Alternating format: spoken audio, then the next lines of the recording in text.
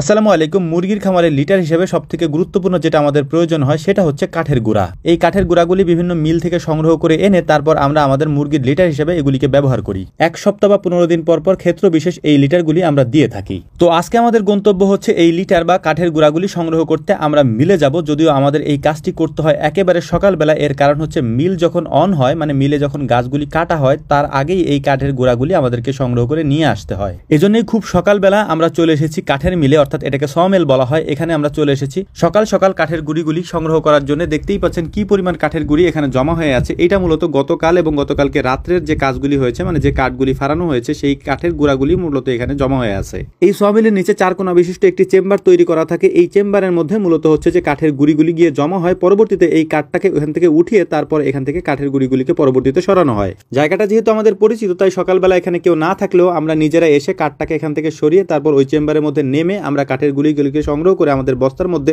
সুন্দর করে কাঠের গুঁড়িগুলিকে আমরা ভরে নিচ্ছিলাম। এখান থেকে কাঠের গুঁড়ি ভরতে ভরতে আমাদের অনেক বেশি সময়ের প্রয়োজন হবে, কারণ আমরা 10 বস্তার মতো কাঠের গুঁড়ি এখান থেকে ভরে নিয়ে যাব এবং বস্তাগুলিকে খুব সুন্দর করে আমরা যেতে যেতে তারপর ভরতেছিলাম, কারণ কাঠের গুঁড়ি একটু হালকা টাইপের হয় এবং কিছুক্ষণ গরম অবস্থায় থাকলে এগুলি শুকিয়ে যেতে থাকে, তখন আরো হালকা হয়ে যায়। তো আমরা এই কাঠের গুঁড়িগুলিকে বস্তার মধ্যে ভরে আমাদের এখানে সকালবেলা নাস্তাও করতে হবে, কারণ আমাদের যেতে যেতে একটু লেট হবে। এই জন্য বস্তার মুখগুলি বাঁধার আগে আমরা নাস্তা করে নেব এবং নাস্তা করে নিয়ে তারপর বস্তার মুখগুলি বেঁধে আমাদের একটা ভ্যান আসার কথা, ভ্যান আসবে, ওই ভ্যানে করে এইগুলিকে আমরা নিয়ে আমাদের খামারে চলে যাবো ইনশাআল্লাহ। স্বাভাবিকভাবে আমরা যখন বাহিরে কাজ করতে যাই তখন যদি আমাদের সকালের নাস্তা সেখানে করতে হয় তাহলে আমরা পরোটা খাই। এটার কারণ হচ্ছে যে আমাদের শর্টকাটে এবং অল্প সময়ের মধ্যে সেটা করতে পারি আমরা এবং খেতেও পারি। কিন্তু আজকে দেখলাম যে এখানে সুন্দর করে খিচুড়ি রান্না করা হয়েছে, তাই আজকে আমরা পরোটা নিয়ে এসে আমরা এখানে খিচুড়ি নিয়ে এসেছি। সবাই মিলে ওখানে গিয়ে খাওয়া দাওয়া করতে হলে আমাদের একটু সময় লাগতো, যে কারণে আমরা এই মিলের এখানে নিয়ে এসেছি এবং এখানে বসে সুন্দর করে সকালের নাস্তাটা করে তারপর এই বস্তাগুলির মুখ বেঁধে আমরা আমাদের যে ভ্যান আসবে ওই ভ্যানের উপরে সাজিয়ে নেব ইনশাআল্লাহ। যেহেতু খাবারের জন্য আমাদের কোনো প্লেট নাই, আর যদি আমরা ওইখানে হোটেলে গিয়ে খেয়ে আসতাম সেক্ষেত্রে আমাদের প্লেটের প্রয়োজন হইতো না, কিন্তু আমরা যেহেতু খেজুরি নিয়ে এসেছি তাই পলিথিনের মধ্যেই আমাদেরকে খেতে হচ্ছে।